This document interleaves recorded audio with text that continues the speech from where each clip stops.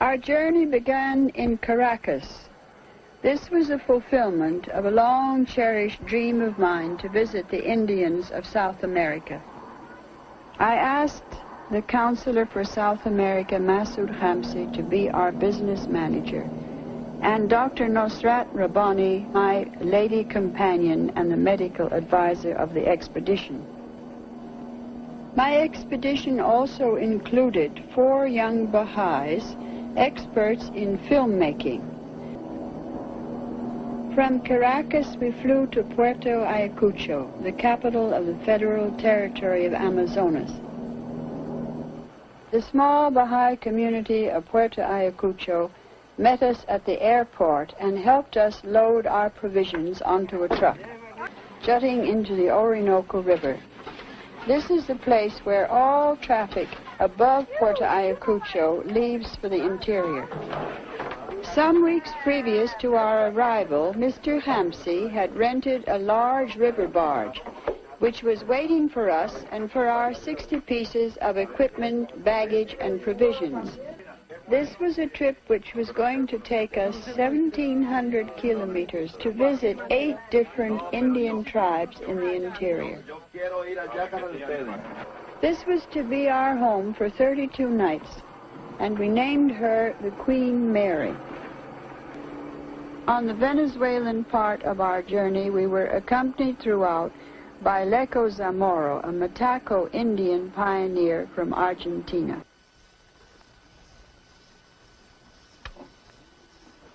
Así me baño. I'm going to get a bath now, too. Beautiful brown water. I don't know what's in it. Never mind. Woo! Excuse me. Good lungs. Go on. Every morning we held prayers for the success of our expedition and that we would be guided to do the right thing and meet the right people during the day. Along the Orinoco River and also in the neighborhood of Puerto Ayacucho itself, there are a great many Baha'i communities, some of them of over 10 years standing. This is the Baha'i community of Buenos Aires Island. These people have been Baha'is for about 12 years. The old woman was an expert potter in the traditional style. We were enchanted by one of the Baha'is playing for us on his flute.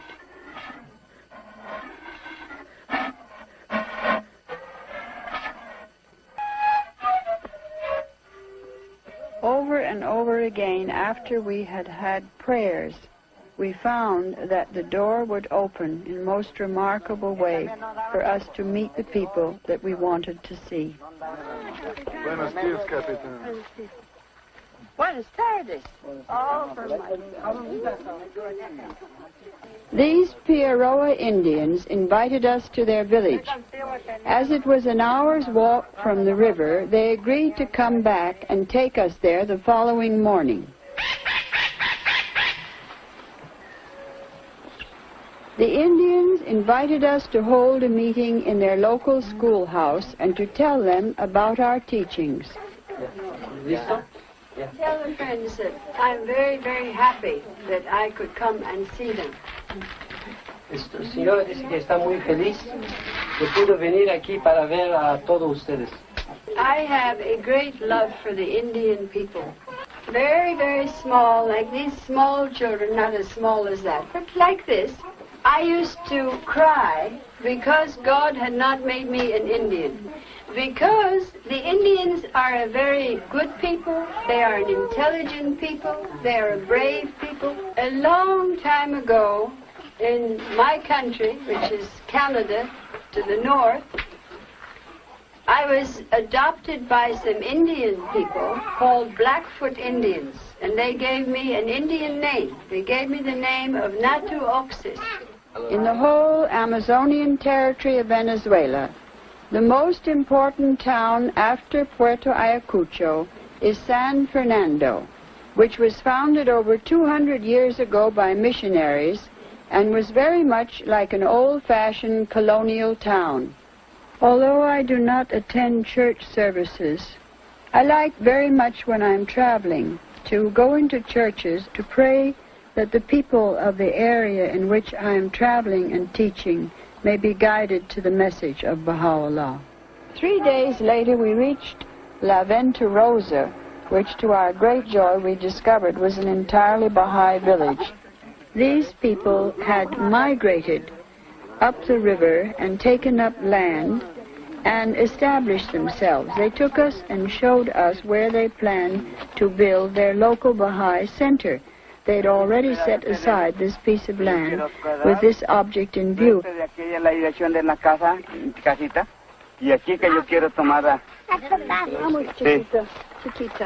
Baha'u'llah falleció en esta habitación. Ahí. Ya, muy bien. Bueno, muchas gracias a la visita y por aquí lo esperamos cuando ustedes vengan la oportunidad. Adiós. We now entered the Ventuari, which is much narrower and shallower than the Orinoco.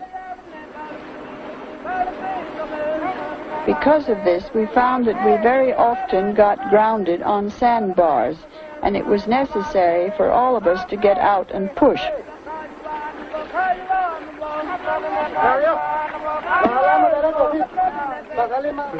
Yuca, which is known in other countries as cassava or manioc, is the universal staple of the Indians throughout South America in the jungles. We found the Indians an extraordinarily friendly people. If you met them with an open heart and a friendly spirit, you immediately received the same response. Vamos, capitano.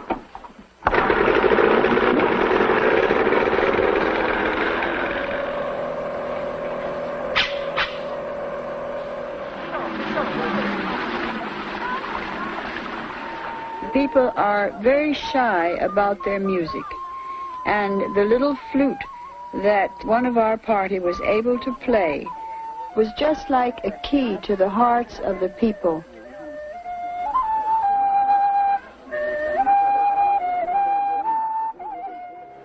San Juan is a government outpost and an active center for missionaries. It is now linked to civilization by a new road. We met 2 Americans who belong to an evangelical group called the New Tribes Mission. One of them had just flown in for a visit to see how the work was progressing. We also met the Catholic father, a Jesuit priest from Spain. Although we admired in many ways the work of the missionaries, we were greatly troubled by the evidences of what our civilization does.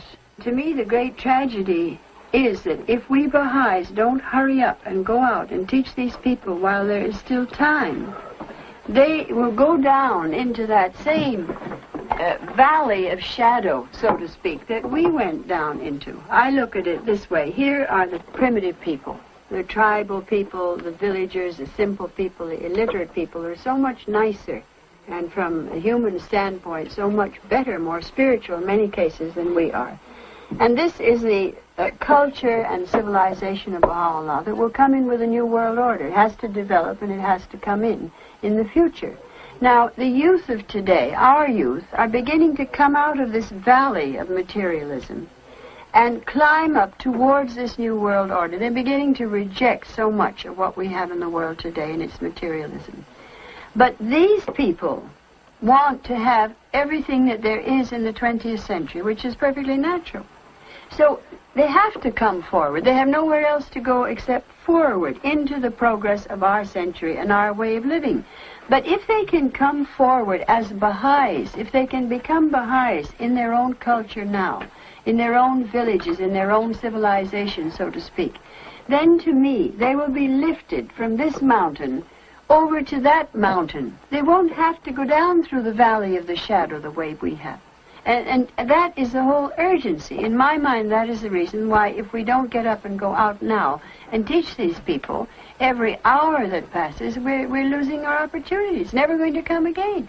They, instead of having all of this suffering and disillusionment and corruption and bitterness, they can come with all their wonderful qualities to this height. They can fly over, in other words, instead of crawling down into that valley and coming up on the top. And I think this is what the Baha'is have to realize, but there isn't time. Every day we are losing ground. We see it here on this river. We see how the people are changing all the time. Wherever the touch of civilization comes, it withers. Then they lose their identity, and they're no longer interested in spiritual values to the degree that they were before they began to become, so to speak, semi-civilized and go down into the bog of the very civilization that is destroying us, and we want to get rid of it. It's so wonderful that we have Indian teachers, too, that can go to the Indians, such as Leko and his wife. The people themselves, of the tribes, of the people, talk to their own people more clearly, better, more concisely than we do. But the pioneers have prestige. When we go with Leko, Leko can teach better. We help Leko to teach because they say, he's come with all of these people from this very civilization. We want to save them from wasting their time in, so to speak. The two together, that's the key to the whole situation.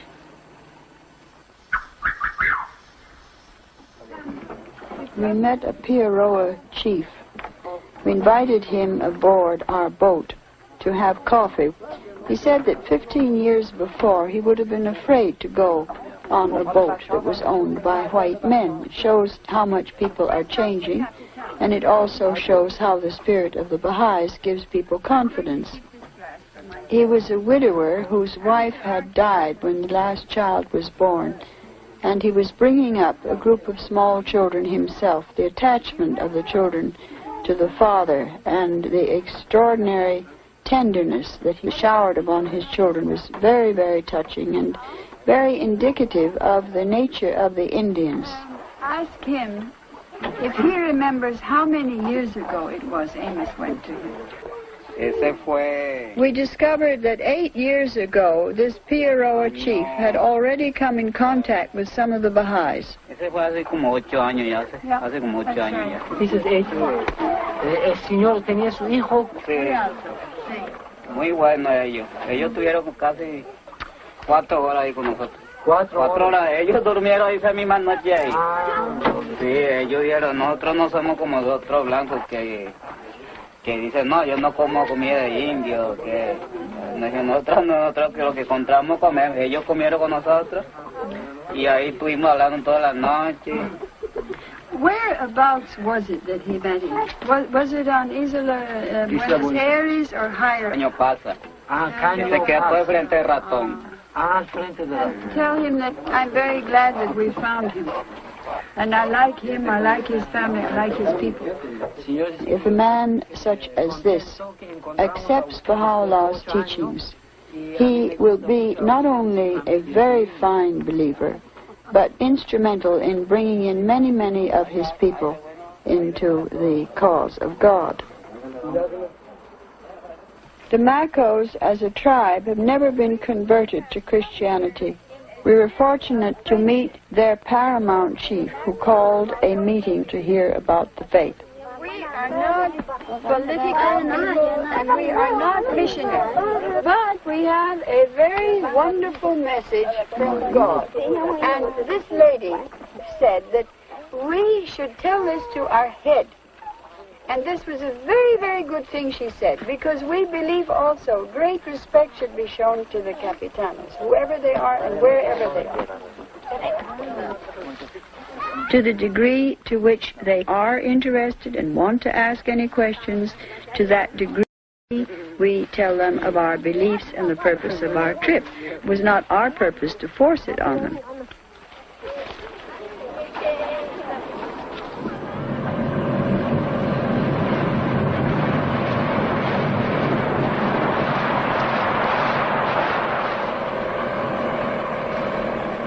Finally, we reached the waterfalls at Tenqua, the furthest point the Queen Mary could go.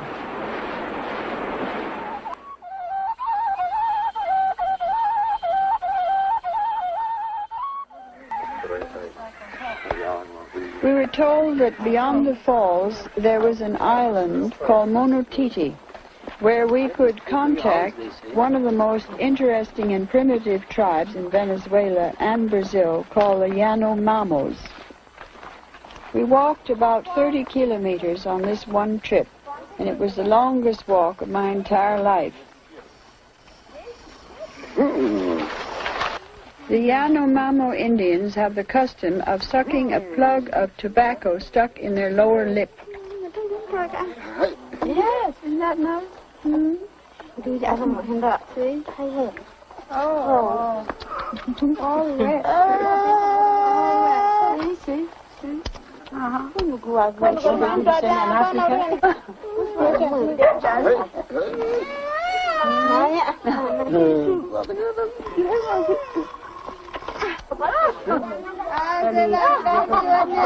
You're showing the hair on your chest if you really want to excite it.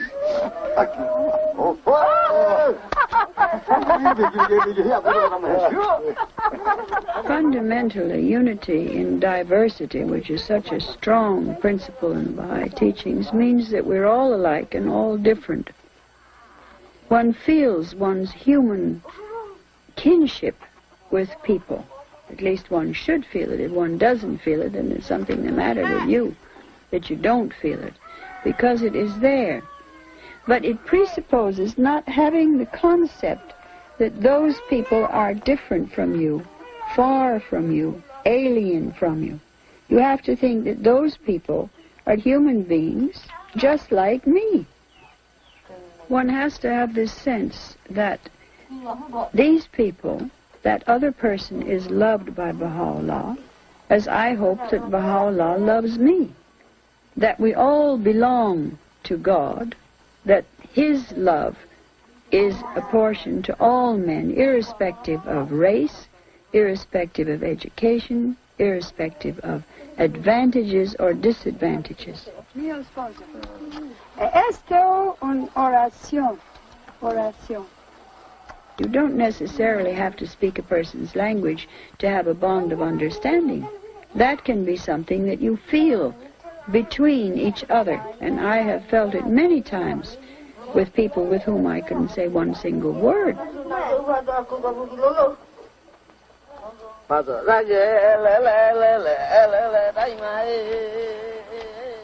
On the way back to our boat, we went to visit the Tenkwa waterfalls.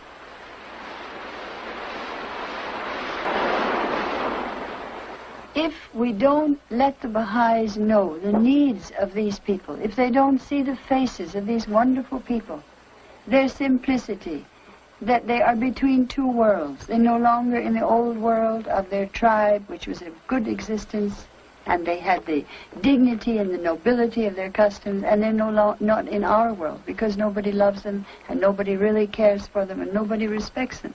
These are the kinds of people all over the world that we have to teach the cause of God to. These wonderful people that are out in the jungles and the savannas and the deserts of the world, we have to go and teach them.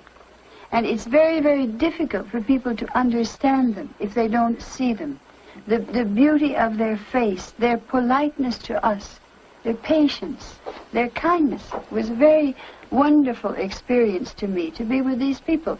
Of all the tribes people that we have met on this trip, these were the ones that I liked the best. Because so far these are the least touched by Western civilization. Shoghi Effendi said we have a cancerous materialism. Eats away the very flesh from the bones of the spirits of men. And we are being devoured by it in our civilization. These people, when they are touched by it, it destroys them. Then how can the Baha'is ignore the fact that these are the ones that we have to teach? This is the next, to me, the next great step in the progress of the religion of God, is to teach these people. It's of supreme importance. We flew over the Amazon River. Manaus, in the heart of the Amazon basin, was such a modern city. We arrived to attend the first historic Baha'i conference of the Amazonian region, and were greeted very warmly at the airport by members of the new Baha'i community. During our week's visit, there were many lectures given to students in both universities and high schools. From Manaus, we flew to Leticia in Colombia on the frontier of Brazil and Peru. Leticia is a small, very pleasant town, ideally situated for pioneering, as many Indian tribes can be reached from here. This was the beginning of our journey up the Amazon in Peru. This Ticuna village had been recently converted to Christianity. There were many crosses along the river, such as this, dated 1970, 1972. We wondered why we Baha'is had come so late. Indian fathers are as devoted to their children as the mothers, and we saw so many evidences of their care and tenderness. Some Indians had invited us to come and join them in a fiesta, and we went to their home late in the afternoon. Already the drinking was well advanced. We had a demonstration of the great tragedy of what drinking does, not only in our own civilization, but unfortunately amongst the villagers, even people so far away from the towns as these Indians.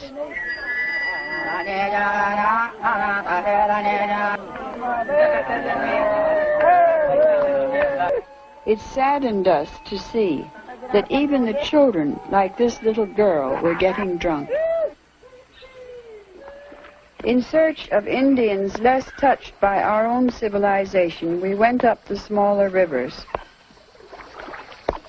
We at last came to this Yagua family, living according to their own customs.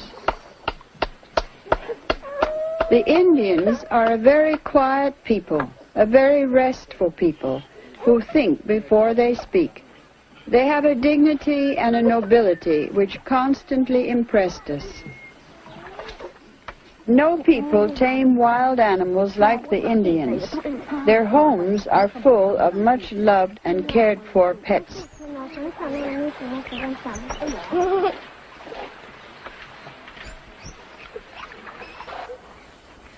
When the time comes for me to have to leave this planet, the only thing that is going to be the hardest to part from is the jungles. I have this mad, mad love for the jungle.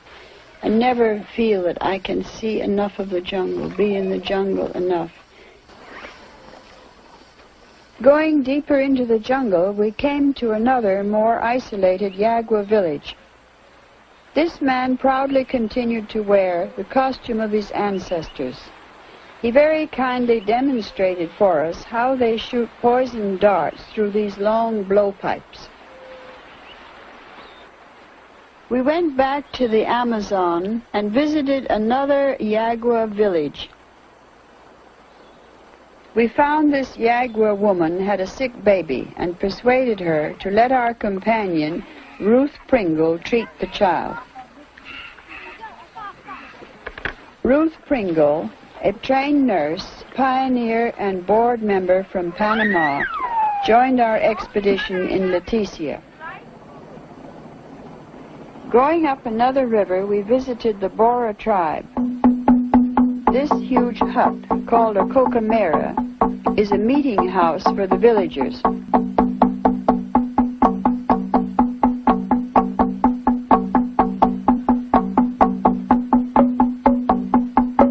We decided to go upstream a day's journey to see a cocamera in another village which was still being used as a communal dwelling. In the Baha'i teachings, there is a tremendous emphasis on the family, on respect for parents, mutual kindness and understanding. This is something that exists in villages. We believe that God has given every people in the world special gifts that belong to that tribe, to that people. En nuestra religión hay profecía muy grande para los indígenas. If the indigenous people of this part of the world accept his faith and become progressive, they will be the cause of the enlightenment of the whole world.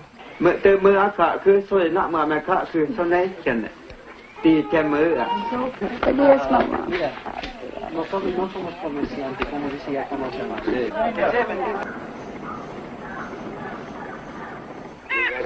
Our guide, Don Pedro, left us here. He had read all the Baha'i literature we had with us and became a Baha'i before we parted.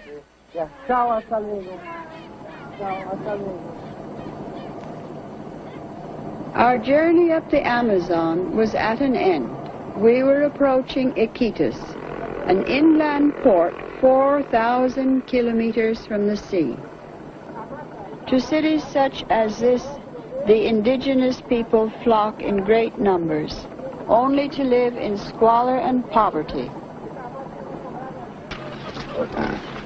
The filth produced by modern towns flows over the riverbanks.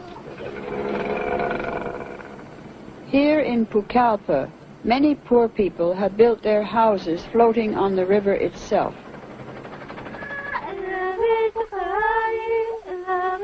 We decided to visit the Shipibo people, who are both very gifted artistically and also very shrewd. The women wear beautifully embroidered skirts. To me, it is very impressive the way in village life even very small children work, and they love working. This little girl was very busy minding two babies in two separate hammocks, and somehow or other she kept them both going at the same time. This was our last contact with the Amazonian Indians. We were leaving the wonderful world of the jungles to fly to Lima, the capital of Peru. In the home of Mr. Hamsi, we discussed our recent experiences.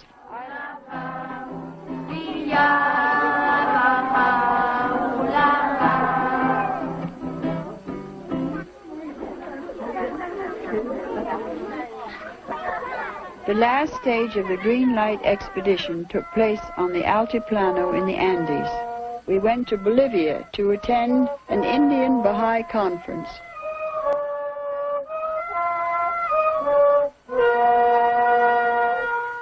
The friends gathered from many towns and villages all over the Altiplano. From Sakaka, we set out for the top of the mountain, accompanied by about 150 Baha'is. Each group of Baha'i villagers had brought their own instruments, and almost all of them played their flutes all the way up to the top of the mountain.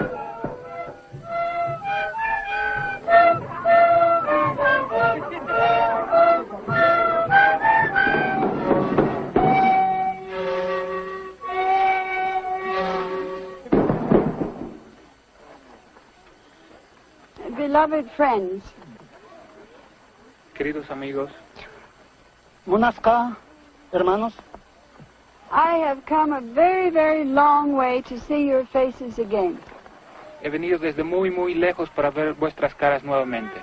And I cannot tell you how happy I am to be here. Y no puedo decirles cuán feliz me hallo al estar acá.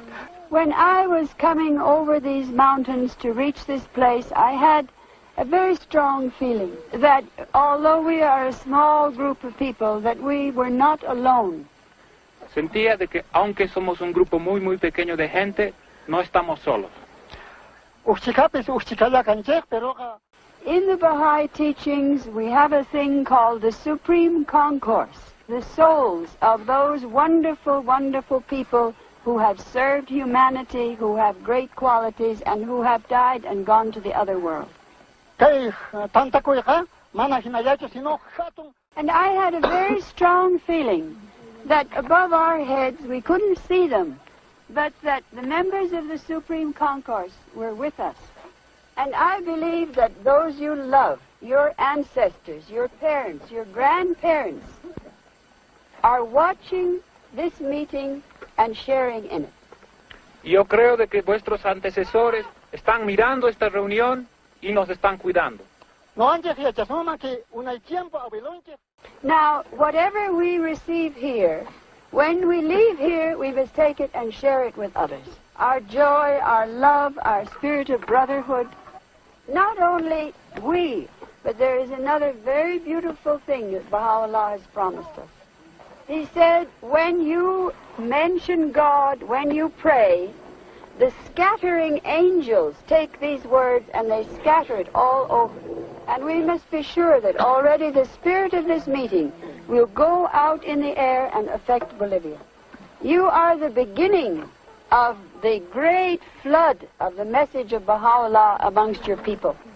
Ustedes son el comienzo de la gran, podríamos decir, inundación que va a venir con el mensaje de Baha'u'llah a nuestra gente.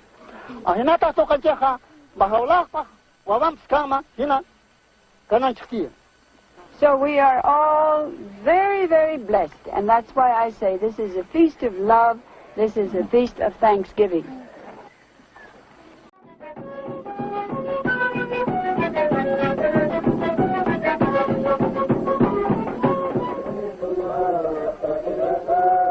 This is Cuzco, capital city of the old Indian civilization.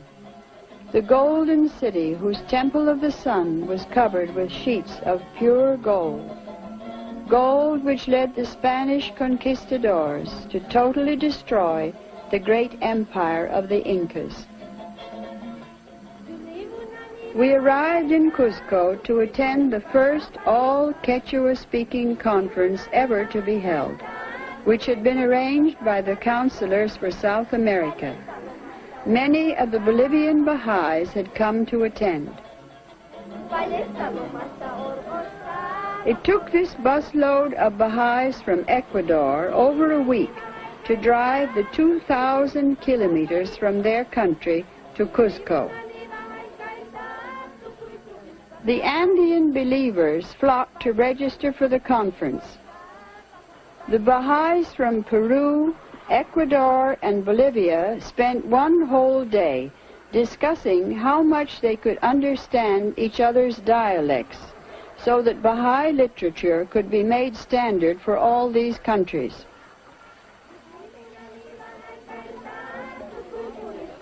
It was a colorful group of people who gathered at Sacsayhuaman for the opening day of our conference. This great fortress, built by the Incas, took 30,000 people 80 years to construct. We went up to the highest point to hold our meeting, the place where the Incas believed the sun was tied. I told my Indian brothers and sisters about themselves, that their ancestors had built an empire second only to that of the Romans, that the achievements of the Incas in government, road building, architecture, arts, and crafts were as great as any the world has ever seen. The government of Peru had recently made Quechua the second official language.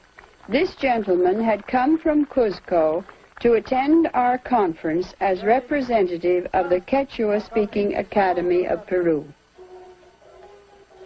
Machu Picchu was a fortress hanging in the clouds, built by the Incas over 500 meters above the valley below.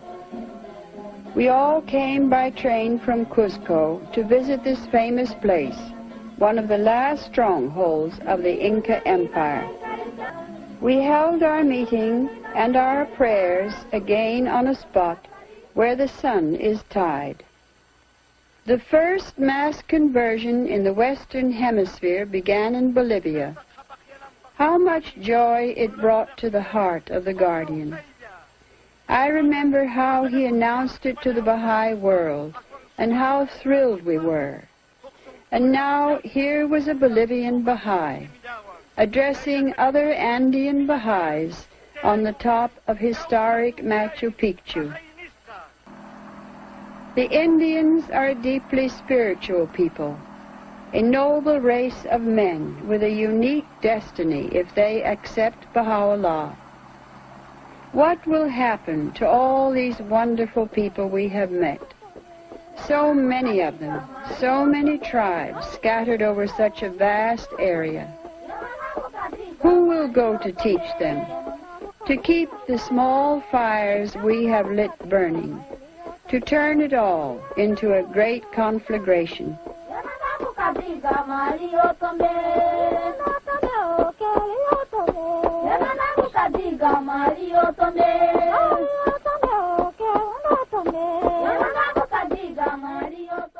Abdu'l-Baha said, "Oh, that I could travel, even though on foot and in the utmost poverty, to these regions, and raising the call of Ya Baha'u'llah in cities, villages, mountains, deserts, and oceans, promote the divine teachings. This, alas, I cannot do. How intensely I deplore it. Please God, ye may achieve it."